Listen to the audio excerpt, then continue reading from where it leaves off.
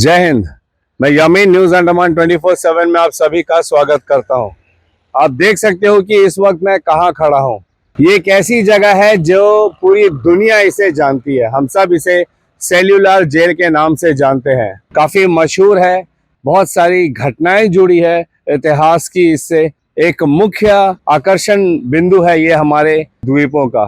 इतिहास में अगर हम जाएं तो काला पानी की जो सजा होती थी वो यहीं पे होती थी, जो मेरे पीछे इस वक्त है सेल्यूलर जेल। सेल्यूलर जेल का जो ढांचा है पहले दूसरे तरह का हुआ करता था, जिसके कुछ हिस्से टूट जाने के बाद में आज इसका जो बचा कुचा हिस्सा है उसी को जो है एक मेमोरियल पॉइंट बनाया गया है।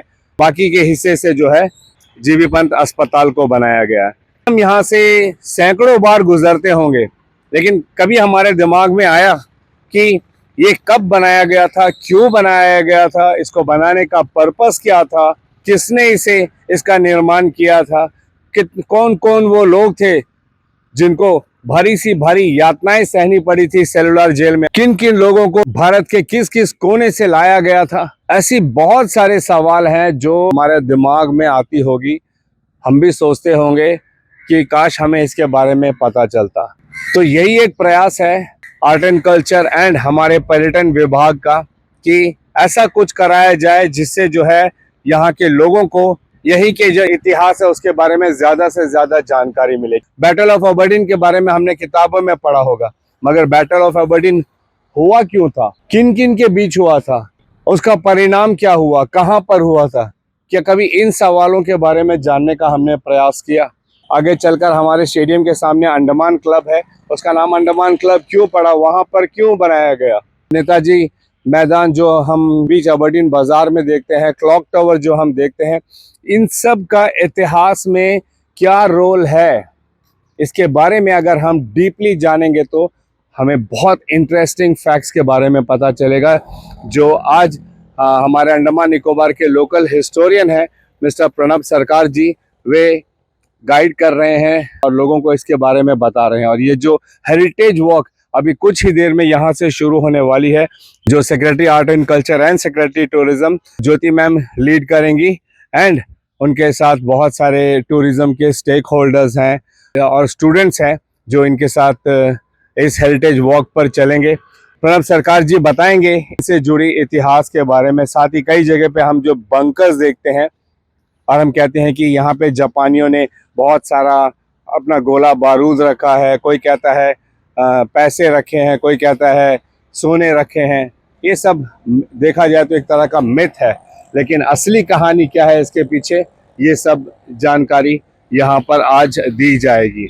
हमें जो सूत्रों से पता चला है कि पर्यटन विभाग की ओर से ये एक प्रयास किया जा रहा है कि पूरे साल भर में पर्यटन विभाग और आर्ट एंड कल्चर जो है पूरे इवेंट्स को साल भर का कैलेंडर में ऐड किया है, ताकि लोगों को बेहतर तरीके से तारीख के साथ पता चले कि किस महीने के कौन से दिन क्या प्रोग्राम होने वाला है, ताकि लोग उसमें ज्यादा से ज्यादा जुड़े और अपने अंडमान निकोबार के बारे में, अंडमान निकोबार के इतिहास के बारे में, पर्यटन के बारे में, यहाँ के इकोसिस्टम के बारे में, हर चीज के बारे में जान सके। सिर्फ इतिहास ही नहीं, पर्यटन विभाग का प्रयास ये रहता है कि अंडमान निकोबार से जुड़ी सारी जानकारियां ज़्यादा से ज़्यादा यहाँ के लोगों को भी पता चले, ताकि जब बाहर से पर्यटन आते हैं तो हम उतने सक्षम रहे उनको एकदम एग्जैक्ट फैक्ट उनको बताने में, ताकि उन लोगों को भी अंडमान के बारे में, असली घटनाओं के बारे में एकदम सही सही जानकारी मिले।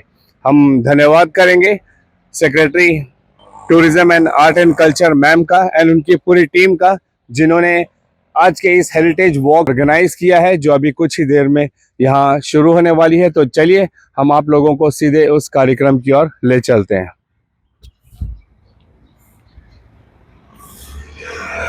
90 दिन तक, लेकिन उसके किसी को पता नहीं चला।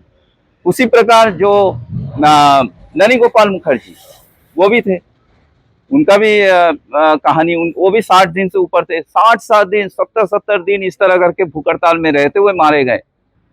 और इसकी जो बहुत कहानियां बहुत है, इसको बचाने के लिए जब यहाँ से क्रांतिकारी निकले थे तो इसके विंग्स गिर रहे थे, तो उसको बचाने के लिए उन्होंने x Andaman political prisoners fraternity circle की स्थापना की थी। सेक्रेटरी टूरिज्म ज्योति मैम है, हम चाहेंगे कि आज ये जो हेरिटेज वॉक यहाँ पे ऑर्गेनाइज किया गया है, इस बारे में चंद शब्द हमारे द्वीपवासियों को जरूर कहें। जय हिंद मैम। जय हिंद। आज का जो प्रोग्राम है वो टूरिस्ट सीजन के शुरुआत का प्रोग्राम है। हमने वर्ल्ड टूरिज्म डे पर एक टूरिज्म का कैलेंडर लॉन्च किया था, जिसमें कि पहली एक्टिविटी जो है आज 4 अक्टूबर को हो रही है, और आज 2 एक्टिविटीज हो रही हैं। एक तो जो हम यहाँ देख रहे हैं जो हेरिटेज वॉक है, और हेरिटेज वॉक का theme second world war trail है, क्योंकि हमारे पोर्ट ब्लेयर और आसपास के जो भी गांव वाले इलाके हैं उसमें वर्ल्ड वॉर 2 के बहुत सारे हमारे ऐतिहासिक जगह हैं, और बिल्डिंग्स भी हैं, बंकर्स भी हैं, मेमोरियल्स भी हैं। उनको हम अपने जो पर्यटक आते हैं उनसे रूबरू कराना चाहते हैं, और ये चाहते हैं कि ये जो पार्ट है जो कि 3 साल का इतिहास रहा है अंडमान और निकोबार द्वीप का, और भारत के फ्रीडम स्ट्रगल के लिए बहुत ही ज़्यादा इम्पोर्टेंट रहा है, क्योंकि इंडियन नेशनल आर्मी इससे जुड़ी रही है, उसका एक एक्सपीरियंस दे पाएँ, ताकि टूरिस्ट जो है हमारे लोकल कम्युनिटी के साथ, लोकल जगहों के साथ भी जुड़ पाएँ।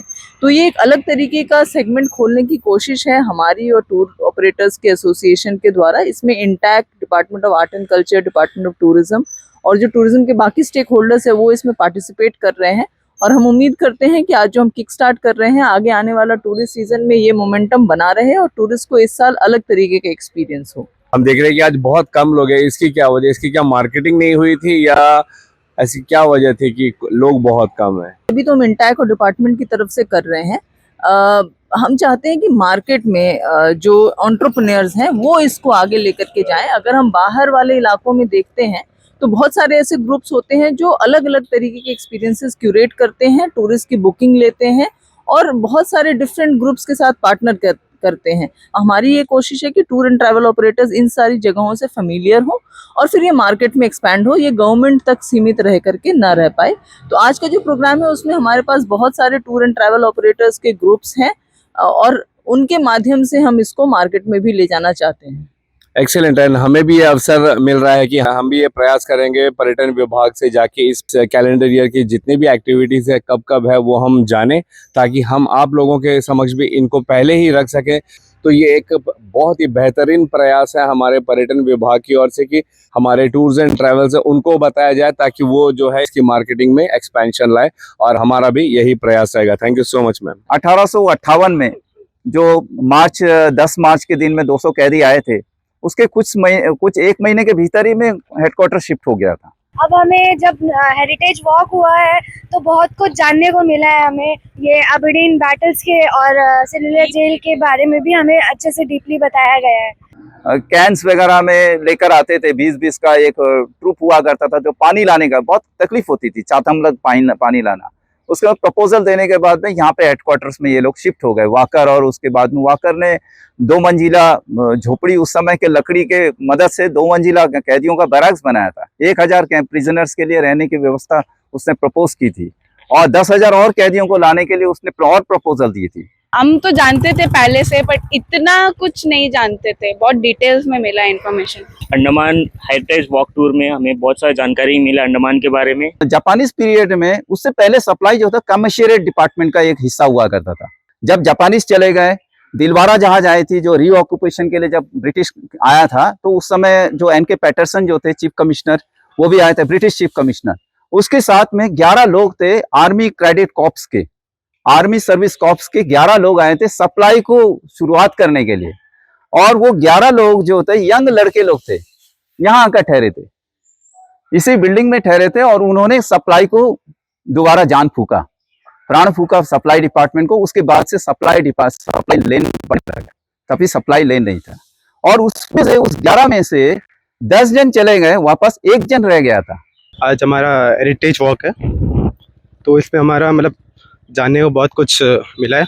जो जो हम नहीं जानते थे। रामाकृष्णा जो थे वो प्रेसिडेंट बने थे और दुर्गा प्रसाद एक लोकल लोग थे, वो वाइस प्रेसिडेंट बने थे। इन लोगों ने उनको कन्विंस किया, खासतौर पे रामाकृष्णा ने, कि नेताजी को, कि आप एक बार आइए, हमारी बातें सुनिए लोगों की।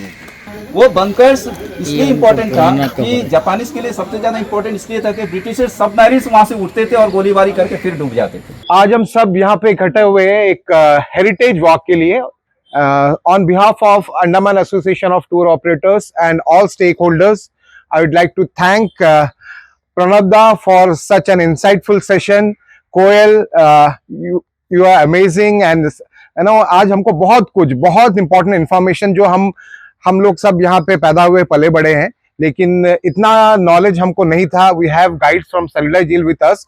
I'm sure कि आप लोग जो टूरिस्ट से इंटरेक्ट करते हैं, ये सेशन आपके लिए भी बड़ा यूजफुल रहा होगा, क्योंकि ऐसे कुछ चीजें हैं जो टूरिस्ट हमसे पूछते हैं, कई बार हम बता नहीं पाते. हमारे साथ Andaman association of tour operator इनके एम विनोद जी हैं. हम चाहेंगे कि चंद शब्द आज इस हेरिटेज वॉक पर विनोद जी भी द्विपासियों से कहे. जय हिंद सर. जय हिंद यमिन भाई. मैं सबसे पहले आपका धन्यवाद देना चाहूँगा कि सुबह सुबह आपने भी हमारे साथ इस हेरिटेज वॉक का एक हिस्सा बने आप. मैं धन्यवाद देना चाहूँगा department of art and culture, department of tourism, जिन्होंने ये इनिशिएटिव लिया. मैं हर बार बोलता हूँ कि हमें कुछ नया चाहिए अंडमान में लोगों को देखने के लिए. कुछ नए इनिशिएटिव्स हमें लेने चाहिए, जिसके तहत आजकल आप देखते होंगे बर्ड वॉचिंग. ये जो हेरिटेज वॉक है ये एक बहुत इंपॉर्टेंट हिस्सा है, क्योंकि अंडमान को हम कहते हैं कि एक तीर्थ स्थल है. हम अपना टूरिज्म स्टार्ट करते हैं सेलुलर जेल से. जब हम तीर्थ स्थल बोलते हैं तो हमें ये हेरिटेज वॉक को सारे टूर ऑपरेटर्स से आपके माध्यम से गुजारिश करूंगा कि इसको अपने आइटनरी का हिस्सा बनाएं और लोगों को यहाँ के इतिहास के बारे में बताएं. सेल्वम जी, चंद शब्द आपसे भी जानना चाहेंगे, क्योंकि आप भी टूर ऑपरेटर्स, टैक्सी ऑपरेटर्स इनके साथ जुड़े हुए हो. कितना महत्वपूर्ण लगा आपको आज का ये हेरिटेज वॉक? हेरिटेज वॉक जो सुबह से मॉर्निंग से स्टार्ट हुआ था, ऐसे एक टूर हाफ डे का भी प्रोग्राम बन सकता है. तो सभी लोग से, टूर ऑपरेटर और जो भी टूर गाड़ी चलाने वाले हैं, मालिक संघ हैं, तो उनके लिए भी ये भी एक महत्वपूर्ण कदम है. आज हो सकता है जब आप ये प्रोग्राम देख रहे होंगे तब हमें भी पता चलेगा कि नेताजी क्लब ये नाम कैसे पड़ा, क्यों पड़ा, किस वजह से पड़ा, यहाँ पर क्या क्या चीज़ें हैं.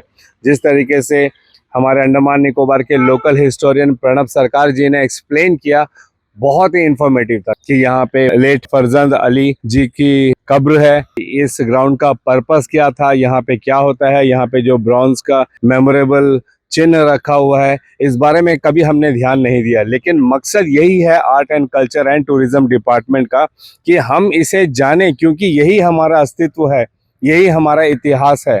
हमारा एक एक पल जो इतिहास में बीता है, उसी से जोड़कर जो है आज का हमारा वर्तमान बना है. और आज हम जो वर्तमान में कर रहे हैं, ये हमारे भविष्य की तैयारी है. आज हम जो करेंगे, जो दुनिया बनाएंगे, वो हमारे भविष्य में हमारे जो आने वाली पीढ़ी है, वो जिंदगी उनके लिए होगी. एक बार फिर हम धन्यवाद करेंगे हमारे पर्यटन विभाग को, आर्ट एंड कल्चर को, जिन्होंने इस बहुत ही महत्वपूर्ण, ज्ञानवर्धक, इतिहास से जुड़ा एक हेरिटेज वॉक कार्यक्रम को रखा, जिसमें कुछ लोग जुड़े थे. इसकी उतनी मार्केटिंग नहीं हुई थी, वरना बहुत सारे लोग इसमें इंटरेस्टेड होते. आजकल की युवा पीढ़ी भी ऐसी है जो बहुत कुछ जानना चाहती है, अपने इतिहास के बारे में जानना चाहती है, एक एक चीज के बारे. वे लोग भी जब वो बंकर्स को देखते होंगे तो सोचते होंगे कि क्यों बना, किस लिए बना, इसकी वजह क्या थी, इसका इतिहास क्या है. वे लोग भी जब ऐसे पुराने मकबरे, स्तंभ देखते होंगे तो उनकी भी जिज्ञासा बढ़ती होगी जानने की कि आखिर ये क्यों है करके. उन्हीं सब सवालों का जवाब जो है आज इस हेरिटेज वॉक में हमें मिला है. जैसे सेक्रेटरी टूरिज्म ज्योति मैम ने कहा है कि इनका मकसद यही था कि अभी इसको जो है एक कैलेंडर इवेंट बनाएंगे और प्रति वर्ष जो है ऐसे बहुत सारे टूरिज्म और आर्ट एंड कल्चर डिपार्टमेंट की तरफ से कराया जाएगा, ताकि ऑलरेडी लोगों को पता रहे कि कब कौन सा इवेंट होने वाला है और वे जो है इसमें बढ़ चढ़कर जुड़ सकेंगे और ज्ञान प्राप्त कर सकेंगे. हम इन्हें पूरे दिल से धन्यवाद करते हैं, ज्योति मैम को, secretary art and culture and tourism department, जिन्होंने इस हमारे इतिहास को दोबारा हम सब के दिलों में जिंदा करने के लिए ये पहल उठाई है. हम आप लोगों को पूरे कैलेंडर इवेंट को हम दिखाने का एक प्रयत्न करेंगे, जिसमें पूरे साल भर कौन कौन से इवेंट होने वाले हैं वो सब आप देख पाएंगे, ताकि आप उसे नोट कर लें और अपने समय अनुसार उसमें जुड़े भी. ऐसी और अपडेट्स के लिए आप हमारे साथ जुड़े रहिए। फिलहाल कैमरा पर्सन आफ्ताब के साथ मैं यामीन, न्यूज़ अंडमान 24/7। जय हिंद।